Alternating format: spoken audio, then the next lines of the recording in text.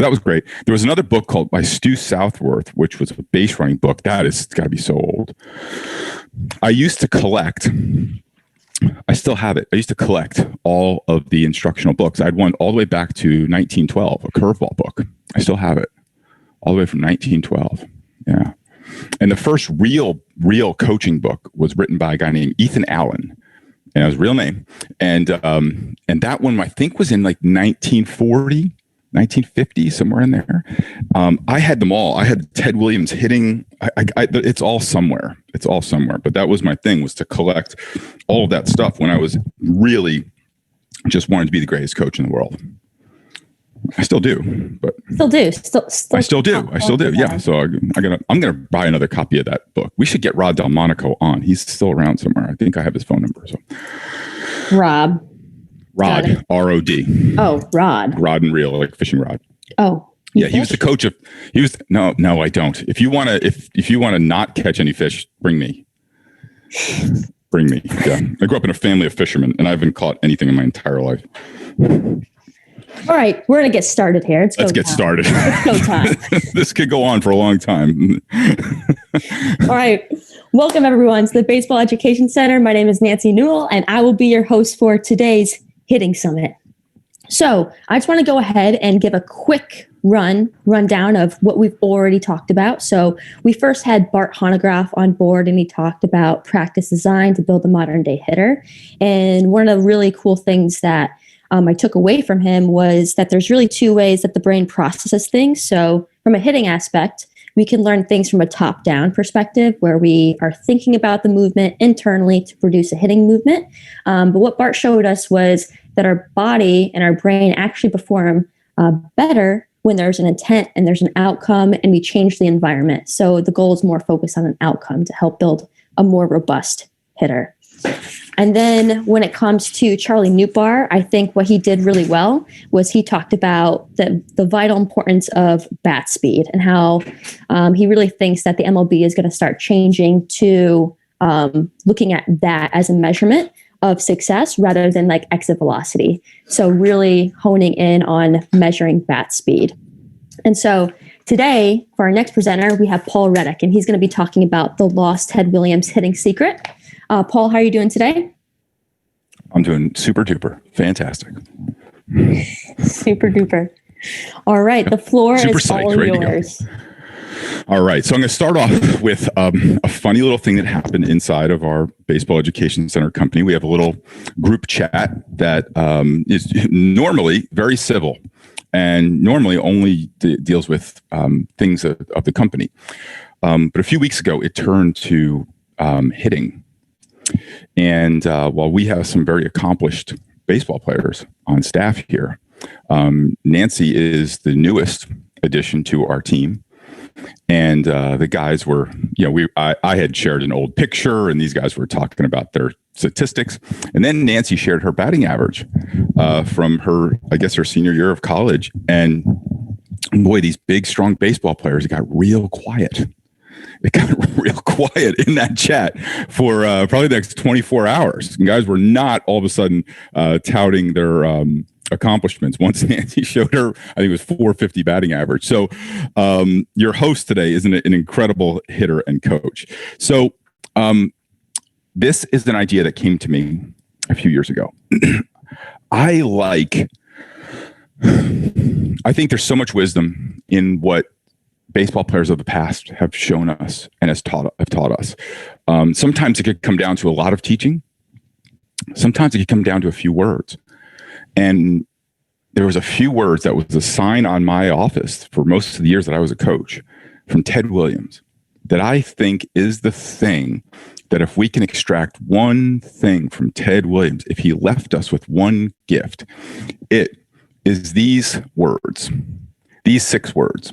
So anytime I get into a hitting discussion, and by the way, Nancy's going to post a picture of all this. I know my handwriting is not great, and the whiteboard is getting dirty, but the dirty whiteboard is part of my thing. So she'll post a picture in the notes so you can somewhat follow along. So every time I sit down and discuss hitting with any hitting coach or a player, I say, can we agree on something? Can we set a premise for our discussion?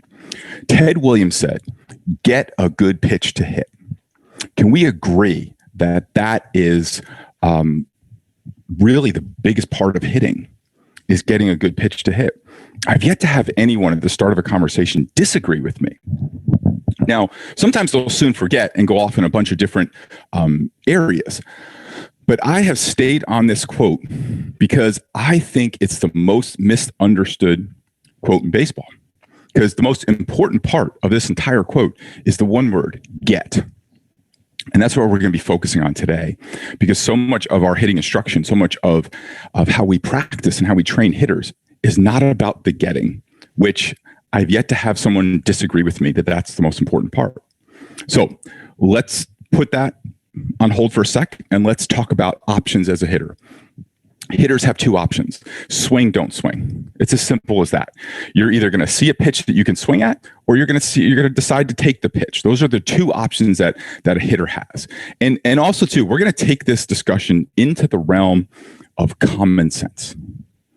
So just everything, I have absolutely zero science to back it up, but what I do have to back it up is everyone who's been around the game of baseball for a long time will understand that this is common sense. Despite the lack of science or a research study, we could talk about research studies if we have the time. I've spent an enormous amount of time thinking about it and talking about it with people who have coached enough baseball to understand the common sense and some of the wisdom in simple things. So if a hitter has two options, swing and don't swing, we have to understand that that's a critical decision. That's a critical distinction. Now, a pitcher is trying to get us out, right? We're trying to hit, they're trying to get us out. So how does a pitcher get us out? Now, I'm going to put 4 ways. People have added other ways, and it's fine. However many ways. We're just going to work with these 4 simple ways. One of the first ways a pitcher tries to get us out is velocity. They just throw harder than we can swing, right? You see this especially at younger levels. A kid who comes up who's just got a good arm, or a high school pitcher who's throwing maybe in the high 80s or 90s, he can blow through lineups, right? We see it at the major league level. A pitcher comes in and throws 117 miles an hour now, right? And he could just blow it by major league hitters. So they're just throwing faster than we can swing. Pure velocity, pure power. Then there's movement. Then there's the ability to move the ball, right? There's ability to have late break, to have breaking balls and curveballs and cutters and balls that have all kinds of movement, and sinkers and changeups. Now, within that is a third way of changing speeds, right? Within those movements, in addition to those movements, there's also a change of speed with pitches. So there's fastballs that go straight. There's fastballs that have some movement to them, right? So there's definitely balls that aren't quote unquote pitches as we would define them, but they, fastballs that have some life to them or some run or some sink to them. But then there's like the distinct ways of throwing curveball, sliders, cutters, sinkers, and changeups, and changing speeds along with those movements. Fourth way is location. So location now is the ability to spot the pitch. We talked about it in a webinar, I think last week or 2 weeks ago, and I always get asked, what's the best pitch in baseball? And it's kind of a tongue-in-cheek answer, but the best pitch in baseball is a located fastball, because if you can locate your fastball consistently, you can do a lot of damage. If you really have command of that fastball, you can get Ted Williams out. We talk about a lot. Ted Williams is a 240 hitter, low and away. And if Ted Williams is a 240 hitter, low and away, if you could just put 3 pitches, low and away, you have a really great chance of getting hit, of at least tilting the odds way in your favor of getting Ted Williams out, or taking someone who was a perennial high 300 hitter all the way down to 240 hitter, if you can get him to swing at it. And the way you can get him to swing at it is to show that you can hit that spot consistently. So why don't pitchers do that? Because it's hard to do that. It's hard to take your pitcher to the bullpen, have him throw 3 pitches and paint the outside corner. And in an entire bullpen, any 3 in a row. I'll even take 3 out of 5. Really hard to do that. Then add in the game situation, the hitter, and all those other kinds of things. Really hard to do that. So we have 2 options. The pitchers are using at least 4 options, 4 ways to try and get us out. Now, within this is where it gets really dizzying. So if this were just enough, that's a lot to contend with, right? Because not only you're talking about power and velocity, you could be talking about located power and velocity. You could be talking about located power and velocity. You could talk about movement with location. You could talk about change of speed with location. You get someone who can locate their breaking pitch or their off-speed pitch anywhere in the strike zone. That can be equally as dangerous as velocity, as we saw with Greg Maddux did it for 20 years. So the combinations here are a little scary. When you add in these factors, it gets absolutely dizzying. So let's talk about the variety of all these 4 different infinite combinations. Left-handed, right-handed, right? We see pitchers that we don't know. On most days, we don't know if we're going to see left-handed or right-handed pitchers. Like most amateur teams, I know some high school and college teams might have some predictable rotation that they could, at least maybe know a little bit in advance. But just add in all these 4 factors, and then add in you might have to contend with them from the right side or the left side. Now, arm slot. Nance, can we pull up that first picture of that Tampa Bay Devil Rays pick that was in the slides?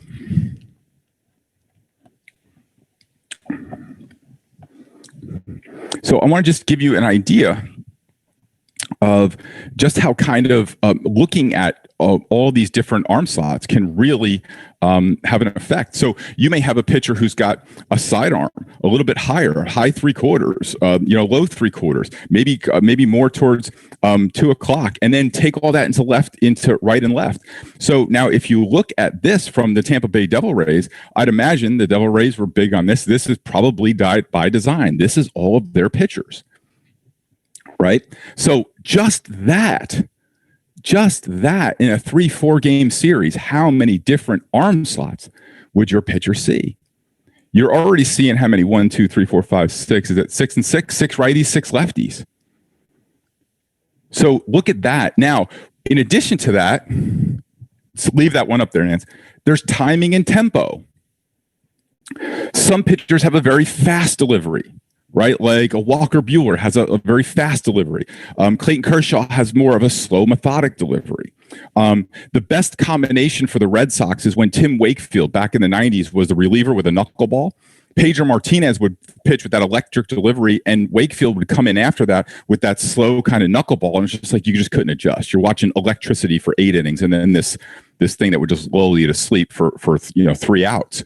But now, even with those different arm angles, now this is a graphic that's obviously been designed, but another thing to take into account is the height of the pitcher. Are you looking at a left-handed sidearm angle from a 6'5" pitcher or a 5'11" pitcher? That matters. So in one game, are you looking at a high 3/4 release point from a 6'2" right-handed pitcher whose big thing is velocity and location? And then the next pitcher that you see is a left-handed pitcher with more of a sidearm slot who has a really slow delivery, whose thing's about changing speeds, and he's 5'10". I asked someone to do the math, someone that I knew was really good at math, and they were like, the variables are infinite. So there's just no way, because literally if there were just 4 arm slots, you would say, okay, but literally you're looking at how many different arm slots here. An inch, 2 inches, 3 inches could change the arm slot, could change the visual, the spot at where a hitter is going to see the ball. So now this is what we're up against. We're up against these 4 ways, this much variety, and we have 2 options: swing or don't swing. Now, what I'm going to get into next might be a little, you can switch off of this one, Nance, might be a little counterintuitive. No, we'll come back to that one. We'll come back to that one. Might be a little counterintuitive to the way that we think. It was counterintuitive to the way that I taught hitting for a long time. But I'm always going to ask you guys to look at things a whole new way. Open your mind to seeing it. And again, we might be challenged by it, but if we see the truth in things, challenging will never be offensive. Okay. And in no way do I mean to be offensive. So when we talk about hitting, we spend a lot of time talking about the swing. So we talk about all the time. And by the way, I welcome any challenge to this. Anybody that's got a question, a challenge, or even if you want to say, Paul, you're just dead wrong, I will not take offense to it. You won't hurt my feelings. I won't be adversarial. if you have a challenge, we're here to get better, to have a discussion. So we talk a lot about the swing. So when I was kind of formulating this idea, one of the things I really wanted to see was, I wonder what my friends who are hitting coaches think about this. And I've got friends all the way, coaching youth all the way up to major league hitting coaches. And I texted, I don't remember, maybe 15 or 20 of them. And I asked them, how many swings a day do you think a hitter should take? Now some of them asked, well, live swings, tee swings. I said, well, just tell me what you think in all those categories. Just what do you think? How many BP swings, tee swings, soft toss, whatever, just whatever you think. Now, the answers ranged from 50 to 200 swings a day. Nobody said less than 50. Sounds like a good number, right? Sounds like a dual number. So I'm going to take this 50 reps, and I don't need to take it to 200 reps to make it sound kind of nutty. We could leave it at 50 reps. So let's just all assume that most hitting coaches would agree a kid needs 50 swings a day. Okay, great. So let's go a little bit further. In the average, these are, I rounded these numbers. The average hitter will see 4 pitches per at bat. So a hitter's going to see, let's just call it 16 pitches per game. 46% of the pitches are swung at. Okay. So let's just call it 8. Okay. 8 out of 16 pitches he's going to swing at. 90% of hits are in the zone. 30% of swings are out of the zone. So I'll lower this number just for math's sake. I'll lower this number. Let's just call it 25%. So 2 of these 8 swings are at pitches out of the zone, and 90% of the hits come from pitches in the zone. Now remember, some of those, just because a pitch is in the zone doesn't mean it's not coming with different ways of getting us out in different variety. So if we're swinging at 4 pitches per game, I'm sorry, we're seeing 4 pitches per at bat, and we're swinging at only 8 pitches per game. That would suggest that we need 10 times the work in repetitions instead. It's a little bit more than 10 times, but just for math, let's just call it 10 times. 10 times the repetition to prepare for that. So now what that sets in motion, and what I think a lot of hitting coaches and parents have bought into, is this idea of repetition. That repetition brings results. Repetition brings results. Repetition brings results. But repetition brings results as long as the variables don't change. So if we are shooting free throws, repetition brings results. If we are driving the ball off of a tee, repetition brings results. If we are tennis serve, repetition brings results. But if I place a ball on a tee at a golf course near here, and I place a ball on a tee at the US Open, now obviously it's a different course, right? And it's different quality of green. But I mean, in that moment where the ball is on the tee and where I'm standing, that ball is sitting in the same spot in those 2 places. If I serve a tennis ball at the local tennis court or at center court in Wimbledon, the box is the same, everything's the same. If I shoot a free throw down at the park or in Madison Square Garden, it's the same distance, same height, same everything. The variables don't change. So repetition would bring results.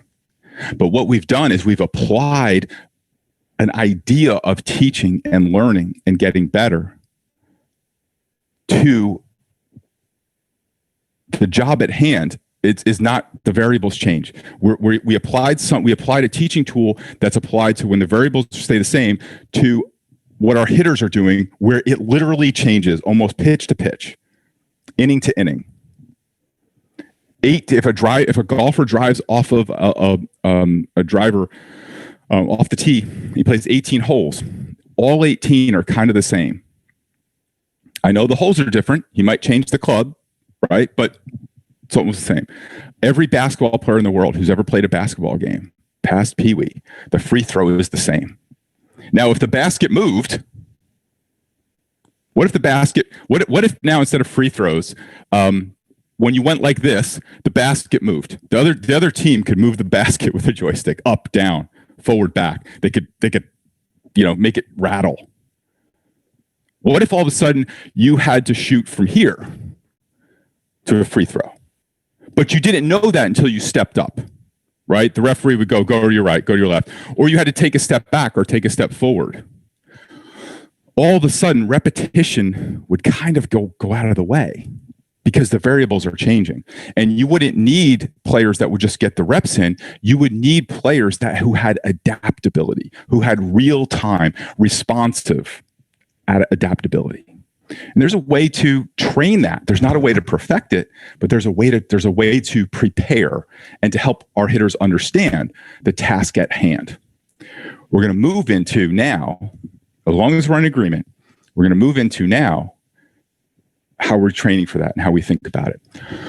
So in practice, we preach reps, right? You will hear coaches say, get your swings in, get around the circuit. I like circuits if they have a purpose. Get your swings in the cage, get your swings off the tee, get your swings in soft toss. If you're sitting around, go hit the ball off the tee. They'll stay in there. How many swings you get today? Right? You will hear that all the time. So in practice, we will preach swing, swing, swing, swing, swing, swing, swing. Now, the argument is, what about muscle memory? So muscles don't have memory, brains have memories. And so muscles certainly have an intelligence, is fueled by the brain. But we're training, the muscle memory that we're putting in there is it's not applicable to the variety and the different ways that we're going to face. If it's shooting a free throw that doesn't change, then muscle memory is important. Yes, it's training the brain that, you dribble twice, look there, and then you have a process like every NBA player has, every college player has, right? You see them do the same exact thing. So if it's hitting off of a tee, yeah. So we preach swing, swing, swing, swing, swing. We preach repetition brings results. We preach muscle memory. But in a game, when it's time to actually hit, what do we expect? Patience. You hear things like don't press, right? Discipline. Good eye. Have a good eye up there. Get yours. See the ball, hit the ball. Be selective. So in a game, in practice, we are get your reps in. But then in a game, we expect them to do something that we have not prepared them for. We expect them to have a certain level of ability that we haven't trained them. That's on us as coaches. That's on us as parents to make sure we get the right coaching.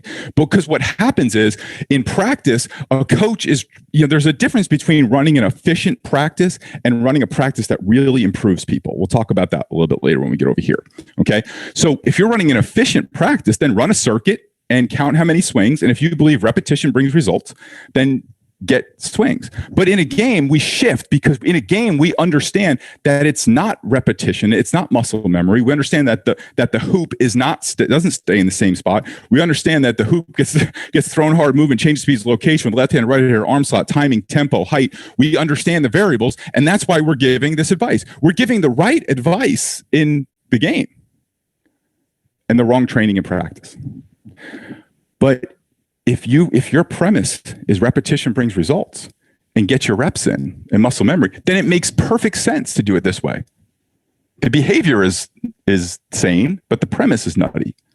If your premise is to prepare hitters for this, well, then your behavior would completely change. So I want to go, let's talk a little bit more about the swing. So let's pull up those slides, Nance. Hitting coaches, players are infatuated with the swing. You will have, you can play that on a loop, Nance. That's the GIF. You could just play that on a loop. Okay. Yep. You might need to double click the video. It's a video. Oh. Nope. Back to the Hang on. Yeah, it's a spoiler. No. Oh, no. So people are fascinated with the swing, right? There we go. And so they will talk about swing looks good. Oh man, that kid's got a sweet swing, or that's a sweet swing. Oh, it just looks like it's effortless, his swing, right? Or his swing is so powerful, so quick, so fluid, right? We hear these words about the swing.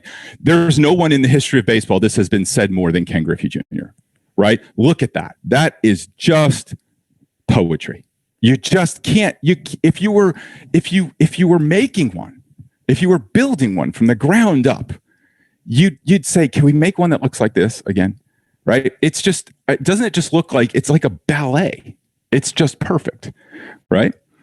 So when people say about Ken Griffey Jr. and his ability to swing, they say, oh, he's just got the sweetest swing. I wish I had a swing like Ken Griffey Jr.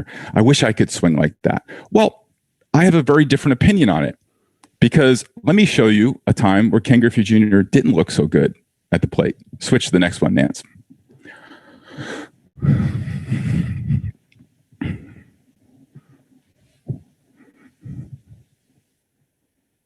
Whoa, wait a minute. Where did the poetry go?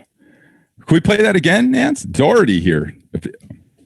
Doherty. Let's watch this again. Where did the poetry go in his swing? I don't see. Oh, he waved. He casted the bat. His head flew out. His hips, his butt went back. Where did the poetry go? By the way, on a side note, Nance, do you know why I can't be? I can never be trusted with abilities or moments like this Doherty pitcher, because if I had struck out Ken Griffey Jr. like that, you would walk into my home and there would be LED screens and wall to wall with that playing. Like, it would be like walking into Best Buy, like with that playing on a loop. And then people would walk in. Oh, what's that? Oh, did I have that on? I didn't realize that was on. What is this? Oh, that was when I struck out. All right. See, I can't be trusted with that. Yeah, it just goes right to my head. It can't be trusted with it. Let's go back to the first Ken Griffey Jr. one. I can't be trusted with that kind of accomplishment. So, nope. Yep, that one. So let's take a look at this one again. So the beautiful part of this is his swing working perfectly. And when his swing works perfectly, it does look like poetry, right? It looks like a ballet. And the reason why his swing can work perfectly is he's hitting his pitch. That is his pitch. 100%. That is where if you want Ken Griffey Jr. to hit a home run off you, that's where you throw it. Right? Everybody who's watched him play for however long that was, 20 years or so, knows that that's where he hits the ball well. Now, go to the next one. Now, he didn't lose his swing here. What he did is he swung at a bad pitch. He didn't swing at his pitch. He swung at a bad pitch. If we could play that one again, Nancy, maybe could we stop that? Is there any way to stop that right at where that pitch was?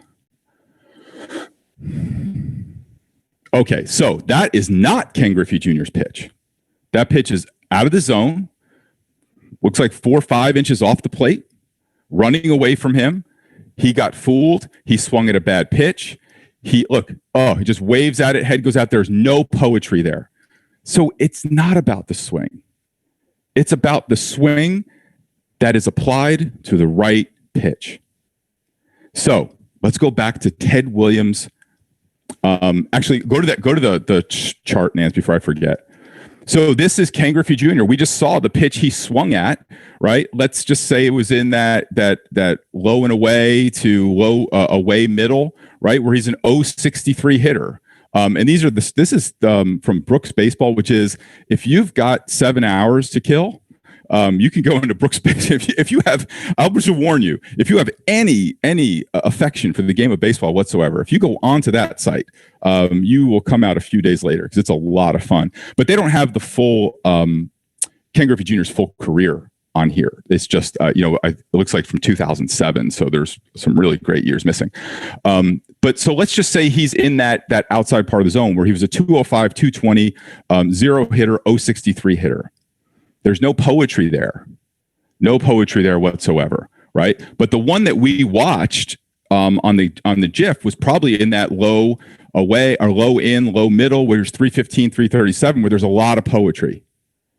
So our ability to apply our swing is going to be directly related to the pitch that we swing at. Okay, let's come off of that one, Jens. So when hitters say they come in for hitting lessons. And I used to give a lot of hitting lessons back in the day. You used to hear things like, I'm not seeing the ball. Or the father would say, he's not seeing the ball. He's chasing. Too many bad pitches. He's chasing. Can't find his pitch. Getting burned. So the default thing to do there is, let me see your swing. Let me see your swing. Let's work out the swing. So if Ken Griffey Jr. came in and said, you know what? I'm chasing.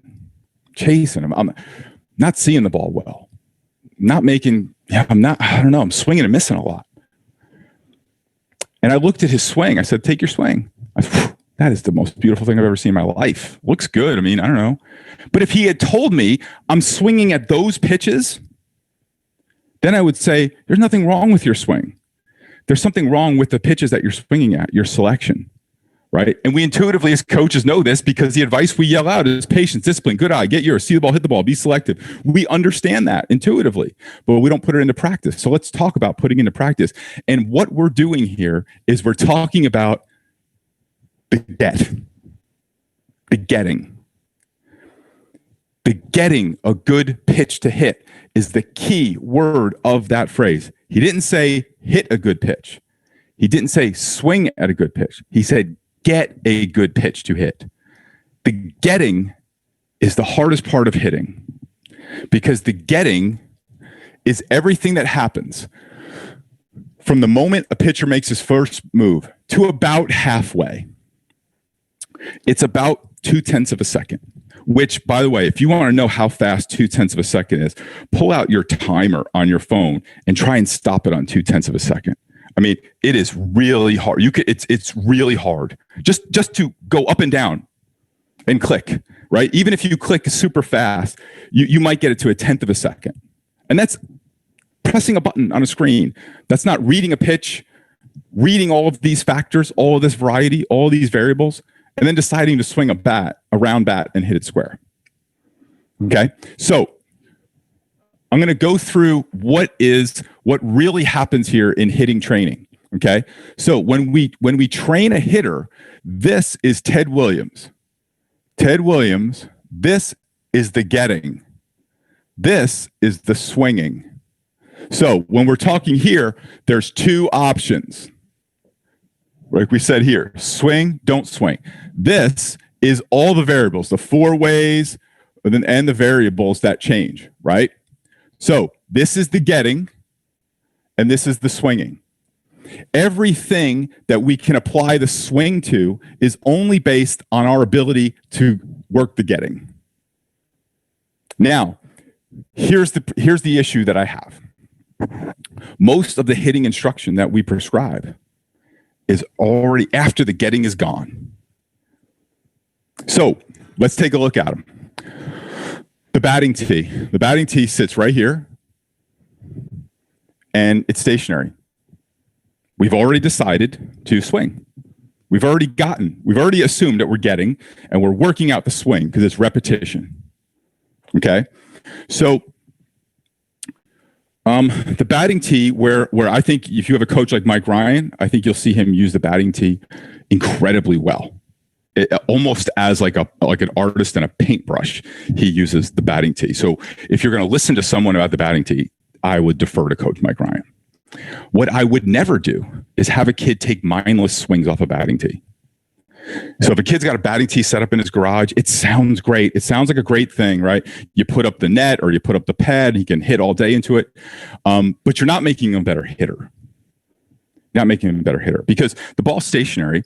And I could show you videos upon videos of hitters that are hitting the ball off a tee. And then where they make contact in a game, it's not even in the same place. Hitters will hit the ball off the tee right here, right?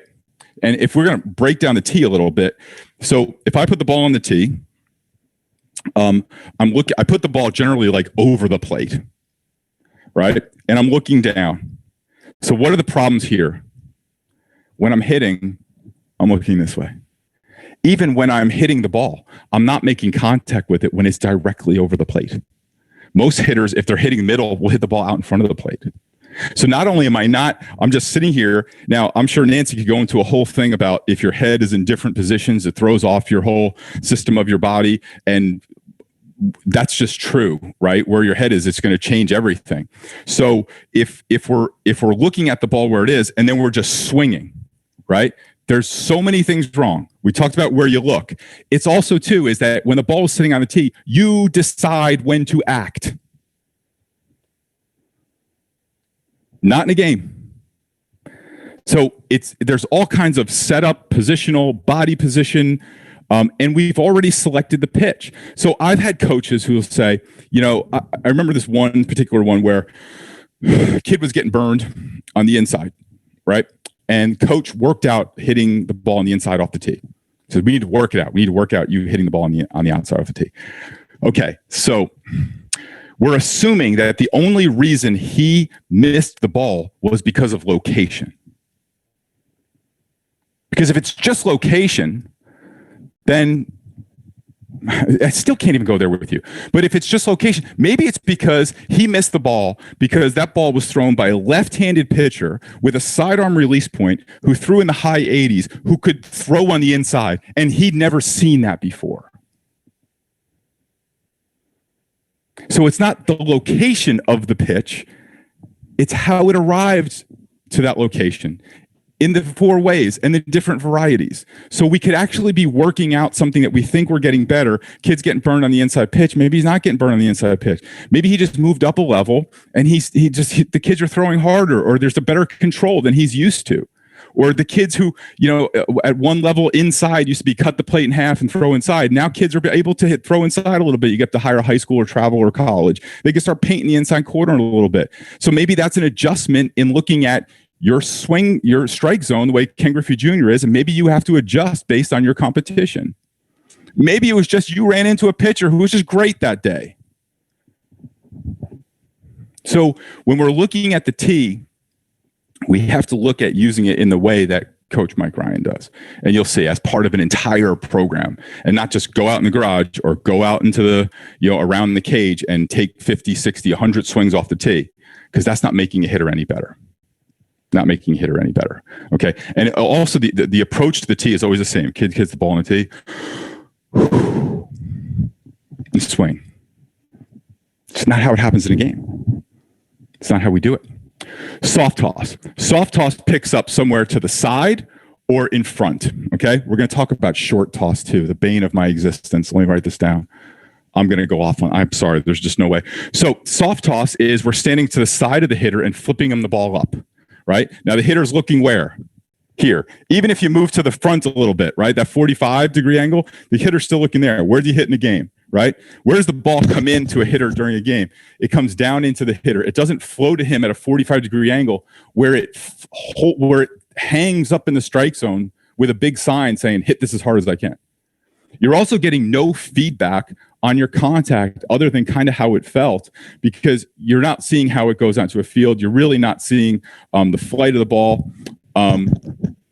And on the tee and soft toss, hitters have to generate so much of their own power.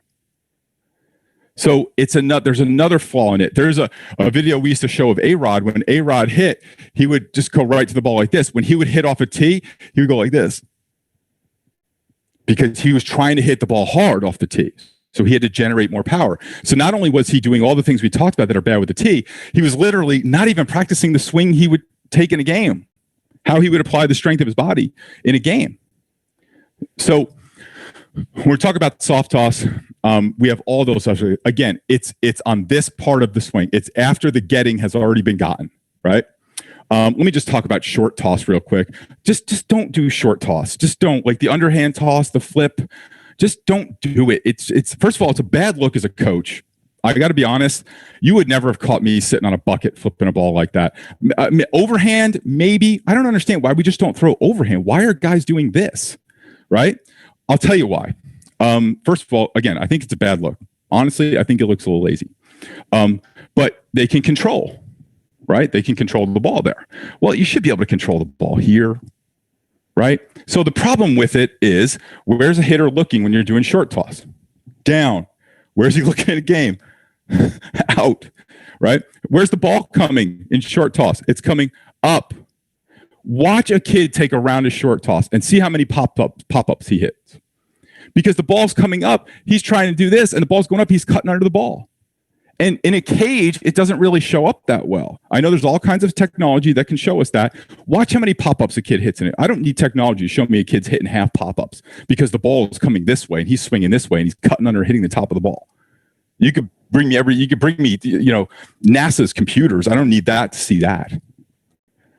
So when we're looking at short toss, at the very least, do it overhand. Even overhand, it's still not the height that the ball is going to come in from a pitcher's mound. It's just not the same.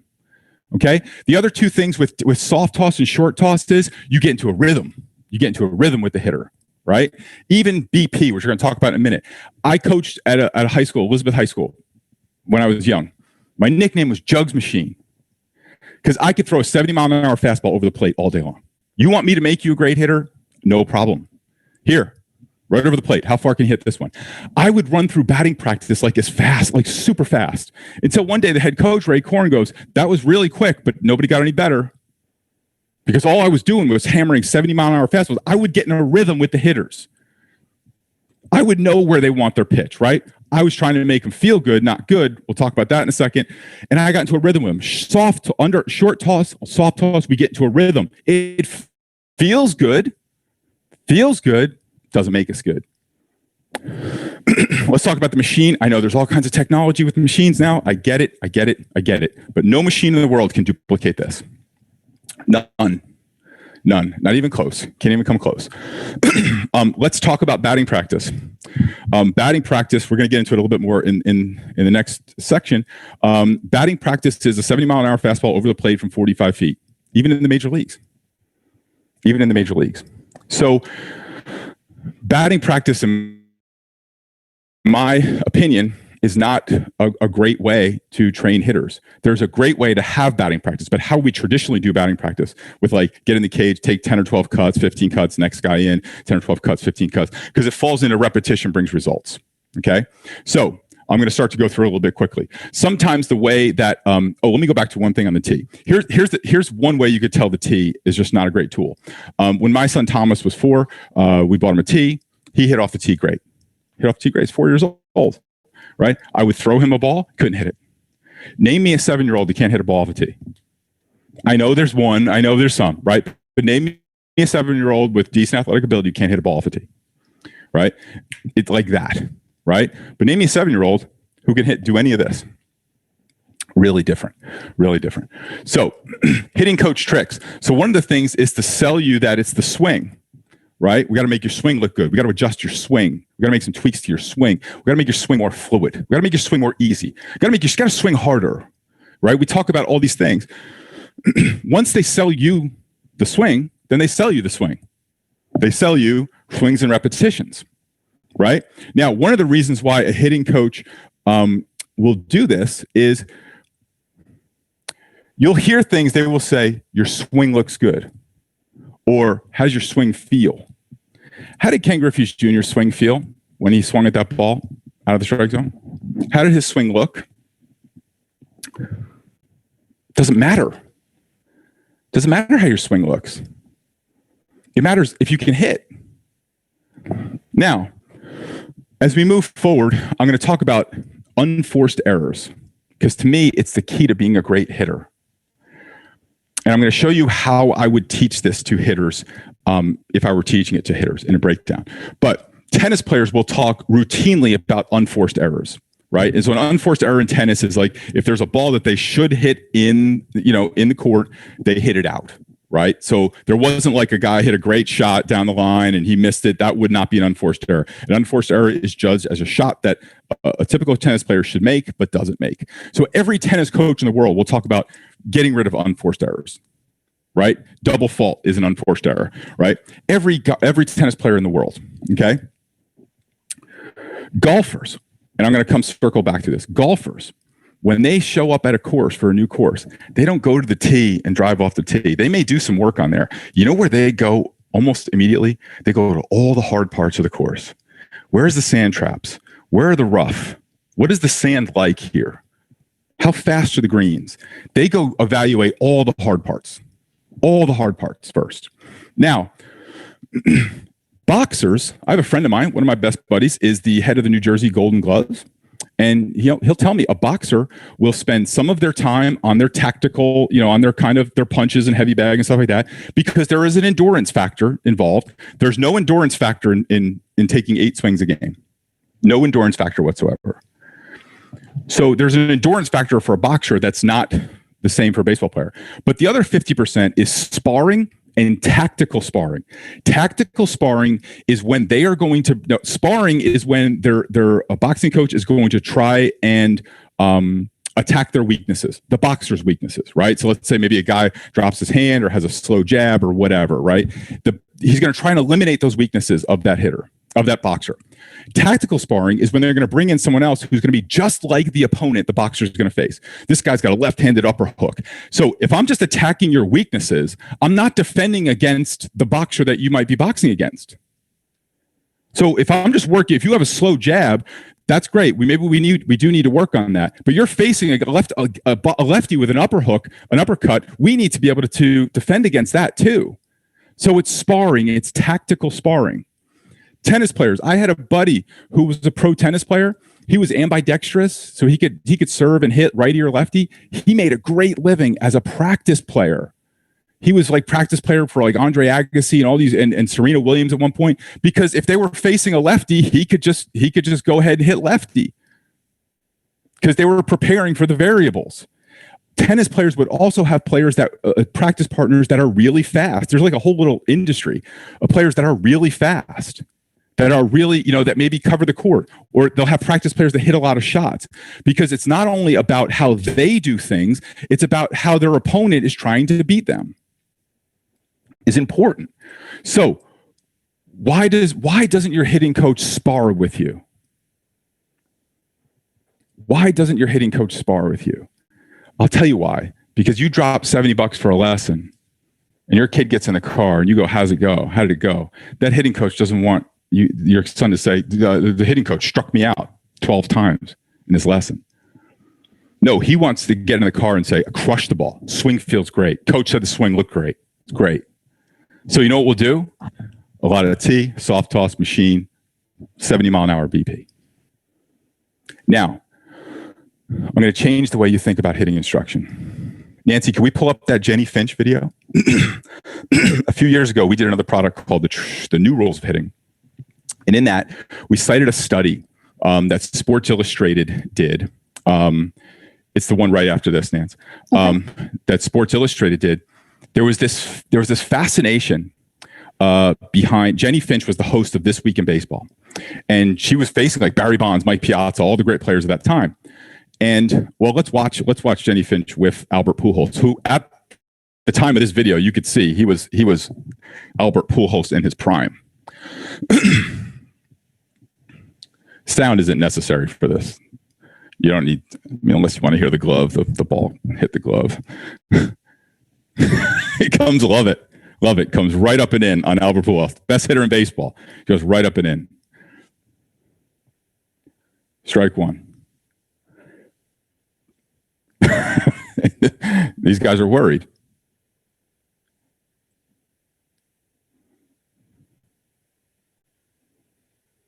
Strike two. Now, that ball was way out of the strike zone. Now, strike three. She struck out one of the best hitters in baseball. And he knows it. He gives her due respect. So here's the thing. That study, which you can look up in Sports Illustrated, they were fascinated by this concept. Why can Jenny Finch strike out all these guys? And so there were some theories. Oh, well, it's the speed. Because she's closer, you can come back to me, Nance. Because she's closer, they don't have the reaction time. So they did all the testing on reaction time. It wasn't the reaction time. The equivalent reaction time was the same. Then they were like, well, it's the underhand release point, or it's all these different factors, or it's the height of the mound, or the distance, and all these type of things. And what they came down to was this, very simple. Those hitters had no data on Jenny Finch. They had no background or history of a release point from that height, that speed, that distance. And that's why she struck him out. You can't believe that Albert Pujols would have continued to swing at those pitches. What would have happened is he would have adapted. There would have been a real-time responsiveness to him as a hitter as he collected data over time. And so what they found out was the greatest hitters were the greatest collectors of data, that they could collect data and retrieve data in real time and respond to it, which is why do certain hitters manage to hit 300 every year? Even now, despite all the technology, all the data, all the stuff that tells us exactly how to get a hitter out, why do hitters still hit great? Why do some guys still get their 30 home runs and hit 320 every year? Because they are great retrievers and collectors of data. You know what they are really good at? Getting. These guys are really good at this part of it, which you cannot be a great hitter unless you are that. You can have a sweet swing, you can have a pretty swing, but you can't be great. So the best thing you could do as a hitting coach is actively try and get your kids out. Actively try and get your kids out. Don't make them feel good. Actively try and get them out. So, and we're running up on time and we have some questions. Let me run through how I would do a quick batting practice. Let me make sure I covered everything first. Yep, I assume there's going to be a lot of questions here. Okay, so I would do a base batting practice with every hitter I was coaching. First thing I would do is I would throw them 20 pitches. I wouldn't say anything. I said, just hit. You know, just hit. I'm going to throw you 20 pitches, just hit. What you're going to find is that you throw 20 pitches to any player and they're going to swing at 20. Now, I would come back in round 2, I would say, of those pitches, how many pitches did you, do you feel like you really hit well? You know, okay. How many pitches do you feel like were strikes? Okay, well, so let's key on strikes. If a hitter says, 10 of them were strikes. Now, I'm throwing BP, and so I know how many were strikes and how many were balls. So in the next round, I'm going to throw them the same type of BP, 10 strikes, 10 balls.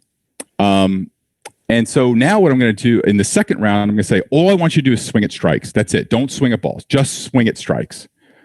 Most kids are pretty good at that. You know, they'll wave at a few, they'll chase a few, but most kids will be pretty good. And you might have to go through 2 rounds of that, but just swing at strikes. Now, after that, we're going to have a talk. Out of those strikes that you swung at, how many did you feel you really hit hard? And they'll say whatever, 4, 5, 6, maybe. I said, great. In this round of 20, all I want you to do is swing at balls that you can hit hard. That's it. And so what we're doing is we're doing expansive, swing at everything, and reductive. Expansive and reductive. I'm trying to get that hitter an awareness of where they can apply a great swing. In my opinion, most hitters have a great swing. Most of the flaws that we try and eliminate as hitting coaches are not flaws. They're really poor pitch selections.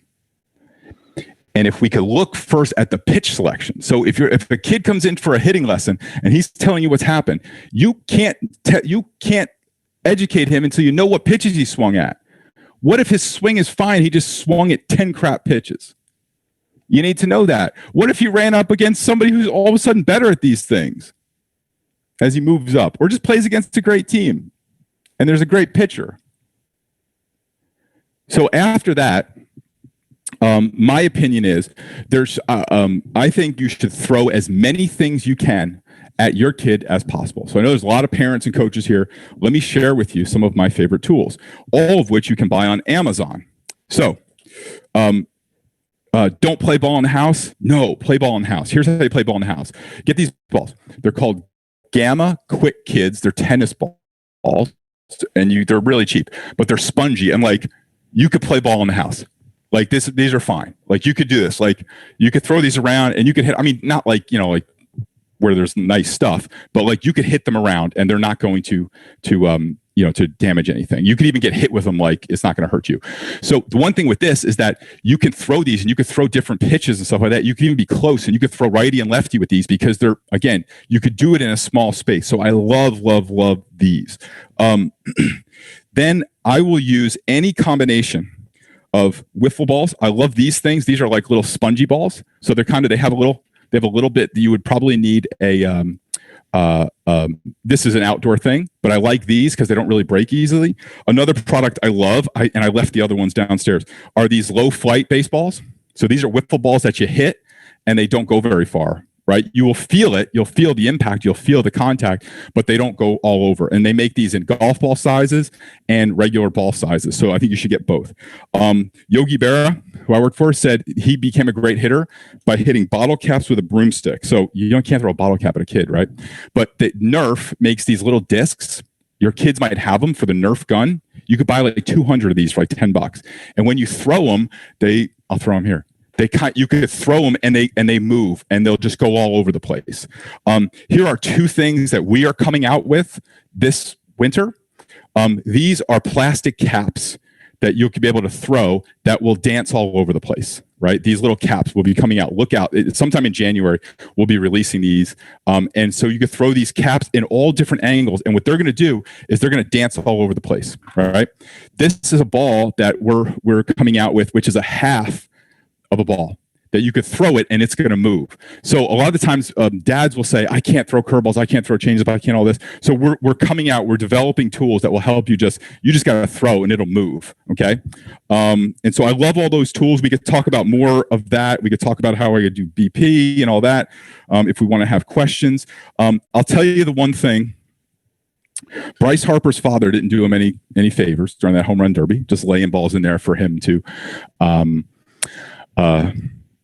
hit out of the park. But one of the funniest moments with all of this is when oh gosh, what was his name? What was his name, Nancy? He was the hitter for the Reds. He came back after being out of baseball. He was the MVP. He was with the Rangers too. He hit all his home runs in the gosh, what was his name? Calling Matt Morse for the answer. Calling Matt Morse. Oh God, I can't believe Hamilton. What was his first name? Billy? No. Is Scott Hamilton? Josh Hamilton. Josh Hamilton hit like 23 home runs in a row.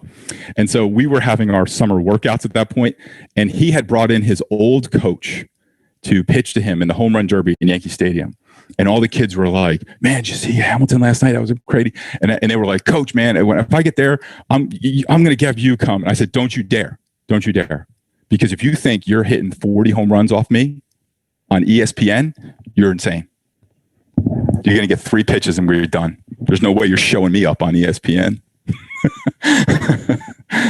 Little joke. All right, Nance, what questions, challenges? I know we're on time. Do we have another one? Or we have time, or is there someone starting at 12? So we're actually going to take a lunch break. So we do have a few minutes for any questions. I'm good to hang for as many questions as we have. Many challenging questions as we have. Great. Okay, fantastic. Just as a reminder, guys, you can go ahead and just raise your hand with the little raise your hand symbol at the bottom, and that'll let me know that you have a question. Or you can post it in the Q&A. So just let me know. So I'm going to bring the man, Mr. Ross, to the table. Ross. We do not pay Coach Ross for people who are on these webinars. Might have to start doing it. How's it going, Coach? I am good. How are you? Hey, good stuff. Great. Thanks for challenging all the stuff I've ever done in my coaching career here. Well, for me, it was a lot of sleepless nights. Yeah. It makes me think. The discussion is, I guess, for me is always, in coaching, and I heard something, and it may have been on one of the Baseball Education Center podcast or Zooms. That this generation is producing the best swings, but the worst hitters. And so, it's as a coach, you're always battling that line when you're seeing something wrong. Is it a swing flaw, or is it one of the variables that you talked about? And I guess it's not really a question, maybe just a discussion of, doesn't there have to be 2 different areas that if we see swing flaws, we have to fix that swing flaw. And that's completely different than maybe a hitting flaw or something of that nature. Yeah. So what I would say is before we diagnose a flaw in a swing, I want to see the pitches that could be causing the flaw. Right. So that is the first place that I'm going to look, because what I found in a lot of hitters is they had an idea in their head about the type of hitter they need to become. So like when Tony Gwynn, was kind of wrapping up his career when I was really kind of starting coaching, he was an all field hitter, and that was like the thing. Coaches were preaching, you got to be an all field hitter. And that was Tony Gwynn's ability, right? If there's any proof to the getting a pitch is the key. Tony Gwynn was 30 pounds overweight and hitting 320, not to say that someone can't be overweight and play well, but I mean, he was not what you would seeing in baseball then. He was still one of the best hitters in baseball. And so, so what I would suggest is that you first look at what pitches are they swinging at. I've found a lot of kids, once they have an awareness of the strike zone, like the strike zone chart, and just do the reductive batting practice that we did. Once they kind of see, oh, I can swing at this. I'll tell you the kid I started with. Kid's Harry. It had to be 25 years ago. So Harry was this great kid. He was like the little bambino, right? And so the way I described it to him, I said, Harry, what's your least favorite food? He was like, spinach. I was like, great. What's your favorite food? He's like, pizza. So I said, Harry, right here, this zone right here is pizza. It's and I said, you like a topping on it? It's like pepperoni. Right in there is pepperoni. Pizza's good, pepperoni's better. This out here is spinach, but there's a little zone out here that's a strike, but it's kind of like pizza with spinach on it. Looks good, could fool you.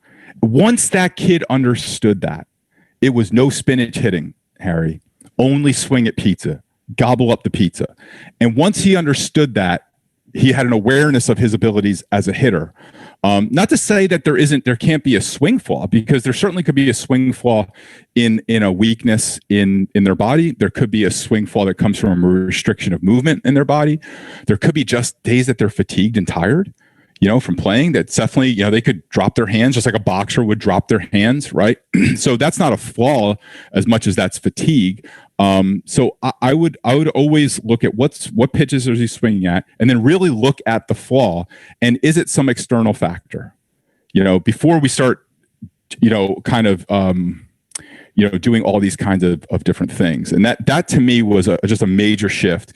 And anything that I'm sharing here, I was humbled with as a coach, when this kind of comes to me as like an insight, and an insight is real simple. Is one, we don't know, and then we know something occurs to us. And having to go back to the players and say, you know what, I've seen this a different way. And a lot of the things that we did, I'm seeing differently now. And we're going to kind of look at them, a whole new way. Awesome. Thanks. You got it, Coach. You got it. Thanks, Ross.